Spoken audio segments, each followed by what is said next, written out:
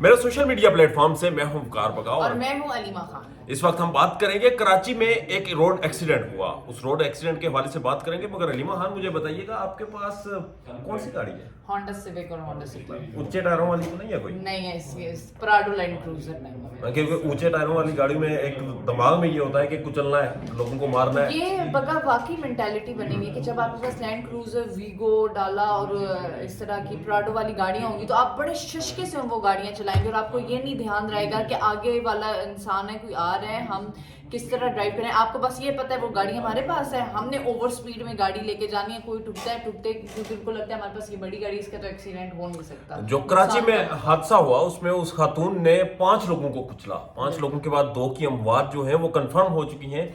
مگر اس کے بعد آپ نے ایک حیران کن چیز دیکھی، وہ خاتون جب تھانے میں بیٹھی ہوئی ہیں وہ کس انداز میں یہ بیٹھی ہوئی ہیں ایسے کر کے؟ نہیں، وہ جو خاتون تھی لگ رہا تھا کسی ٹرامے میں یا پھر انہوں نے کوئی ڈرنک وغیرہ کی ہوئی، کیونکہ وہ جب چل رہی تھی وہ اپنے پاس سے کہہ رہی تھی get aside, get over me, don't touch me, I'm going. اصل میں اس خاتون کو جب یہ بھاگ رہی تھی اور یہ بھاگنے میں کامیاب ہو جاتی، لیکن ادھر کے جو لوگ تھے نا انہوں نے فوراً پولیس کو کال کر لی، انہوں نے گھیرا تنگ کر لیا اس کے ارد گرد اور انہوں نے پولیس پہ دباؤ ڈالا کہ اس کو پکڑیں، کیونکہ یہ جو خاتون ہے ایک ویری ویل نون انڈسٹریلسٹ ہے، ان کی یہ بیوی ہیں۔ بہرحال جب ان خاتون کو پکڑا گیا وہاں پر جو ایک ناخوشگوار سا ماحول تھا وہ یہ تھا کہ وہاں پر میں نے دیکھا ہے کہ وہ ان خاتون کو کوئی بازو سے پکڑ رہا ہے، کوئی ان کی گردن سے پکڑ رہا ہے، کوئی سر سے پکڑ کے ان کا منہ کیمرے کی طرف کر رہا ہے۔ وہ ویژولز جو تھے دکھایا جا رہا ہے، وہاں پہ ان کے کچھ ریلیٹیوز آئے، کچھ لوگ آئے جو ان کو لے کے جا رہے تھے، مطلب وہ کہہ رہے تھے نہ کاروائی ہو، نہ انہیں پولیس پکڑے، لیکن وہاں کے جو لوگوں نے یہ کہا تھا کہ 2 لوگوں کی ڈیتھ ہو گئی ہے، 4 لوگ are badly injured, they are in hospital.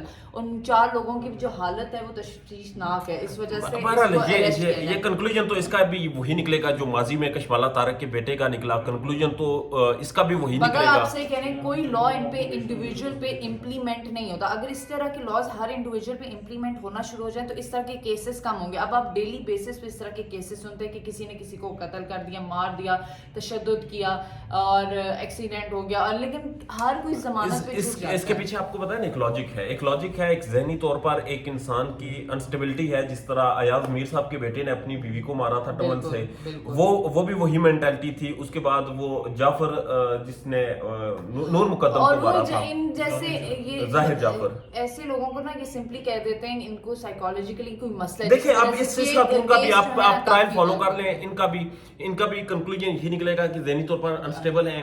وہ ویژول دکھائے جائیں گے کہ دیکھیں یہ تو پاگل تھیں، حالانکہ آپ اگر ذہنی طور پہ انسٹیبل ہیں تو آپ اتنی بڑی گاڑی چلا رہے ہیں، آپ روڈ پہ آ رہے ہیں، یہ تو کوئی لاجک نہیں ہے۔ کشمالہ طارق کے بیٹے کے ساتھ کیا ہوا، وہ جس شخص نے گلگت میں گاڑی ایک پولیس وارڈن پہ چڑھا دی تھی، اس کا کیا ہوا؟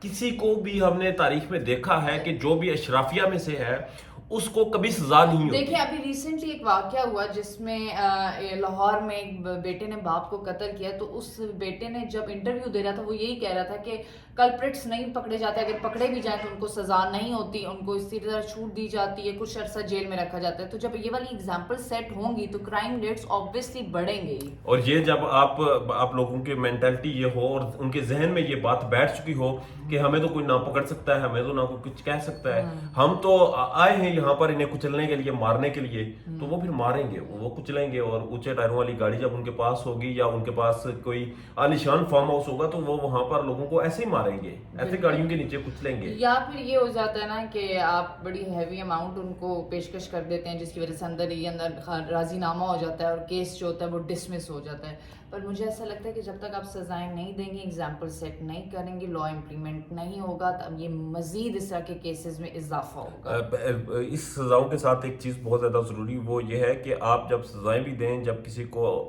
مثال بھی بنائیں تو اس کے ساتھ اویئرنیس بھی کریٹ کریں، آپ لوگوں کو بتائیں بھی کہ آپ کے ملک میں یہ چیز ہوتی ہے۔ میں آپ کو پرسنلی بتاتا ہوں کہ میرے کچھ جاننے والے پاکستان کے باہر سے یہاں پر بچے آئے اور وہ کہتے ہیں جی ہم نے گاڑی چلانی ہے۔ میں نے کہا آپ انڈر 18 ہو، آپ کا تو لائسنس نہیں ہے، اور وہ بچہ کہتا ہے کہ نہیں میری ممی نے بتایا کہ پاکستان میں لائسنس کی ضرورت نہیں ہوتی۔ बिल्कुल इसी तरह पाकिस्तान की में तो बात आप है। कुछ भी कर सकते हैं। मैंने खुद ये एक एग्जांपल है यहाँ पर जो DHA फेज बैगे फेज 7 में एक छोटे बच्चे को बहरहाल आप जो बात कर रही हैं कि इस वक्त इन लोगों को सजाएं नहीं होती, इन लोगों को इस कोई पूछता नहीं, इनके ऊपर कानून का इम्प्लीमेंट नहीं होता, तो सवाल ये पैदा होता है कि ये सड़कों पर निकलते ही क्यों हैं? क्या ये इन्होंने लोगों के बच्चों को मारना होता है?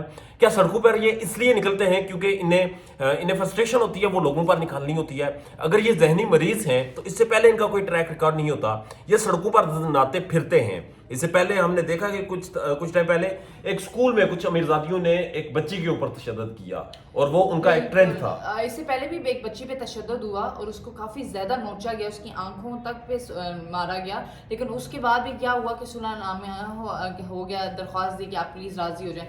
लेकिन इस तरह क्या हम लोग इसी तरह रोज ये अमवात देखेंगे, रोज इस तरह का टॉर्चर देखेंगे, रोज इस तरह की क्या कहते हैं वायलेंस देखेंगे?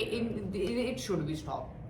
और ये रुकेगा नहीं ऐसे, और ये जिस तरह से आप रोकना चाह रहे हैं, जिस तरह से आप कह रहे हैं, जब तक इन लोगों को इबरत का निशान नहीं बनाया जाएगा, जब तक इन लोगों को सजाएं नहीं होंगी, जब तक ये लोग एग्जाम्पल नहीं बनेंगे, ये नहीं रुकेगा। एक कोई एग्जाम्पल सेट कर दें, काफी 2-3 साल हो गए हम रोज हम इस केस को फॉलो करेंगे, हम इस केस को फॉलो करेंगे। ये जो खातून है ये कहाँ तक जाती हैं, कहाँ तक इनका केस पहुंचता है, कहाँ सेटलमेंट होने की कोशिश होती है, कहाँ सेटलमेंट की जाती है, सब चीजों को आपके सामने रखेंगे, क्योंकि ये एक इंसान का नहीं, और यहाँ 5 पे इंसानों ये का जो मामला लॉजिक है। दे देते ना कि ज़हनी मरीज है हर विक्टिम और कल्प्रिट को, तो इन ज़हनी मरीजों को फिर आप घर रखें, ये बाहर क्यों निकलते हैं, इनकी सोशल लाइफ क्यों होती है? ये तो फिर माशरे के लिए खतरनाक है, ये तो किसी को भी मार सकते हो, कह सकते हैं और ये हम मार ज़हनी रहे मरीज हैं, हैं। और ये मार रहे हैं, बाय द वे ये मार रहे हैं, ये बाहर निकलते हैं तो ये मार रहे हैं। एनीवेज हम इसके ऊपर फॉलो अप करेंगे। इजाजत Updates दीजिए, दीजिए। अल्लाह ने के अल्लाह हाफ़िज़।